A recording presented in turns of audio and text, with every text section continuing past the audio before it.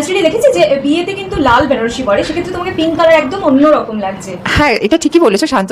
দেখো, অ্যাকচুয়ালি লাইফটা কিন্তু ডাইভার্স, কোথাও কিন্তু বলা নেই যে তুমি লালি পরবে বা কোথাও পিঙ্ক পরবে বা সাদা পরবে, এটা কিন্তু কোথাও নেই। আমাদের ভারতবর্ষ কিন্তু ডাইভার্স যেটা বলা হয়ে থাকে, মানে সেই ডাইভার্সিটি তুমি যদি দেখো, আজকে কেরালাতে যখন একটা ব্রাইড সে যখন সাজে, সে কিন্তু সাদা বেনারসি পরে। আবার আমাদের বাংলায় কি হয়, আবার ওখানে যে বিধবা যে হয় তাকে কিন্তু লাল শাড়ি পরানো হয়। আবার এদিকে তুমি দেখবে আমাদের বাংলায় দেখবে পরানো হয়ে থাকে, যেটা হচ্ছে বিয়েতে লাল শাড়ি, কিন্তু বিধবাকে সাদা শাড়ি পরানো হয়ে থাকে। তো এটা সবটাই হচ্ছে আমাদের মনের উপর নির্ভর করছে।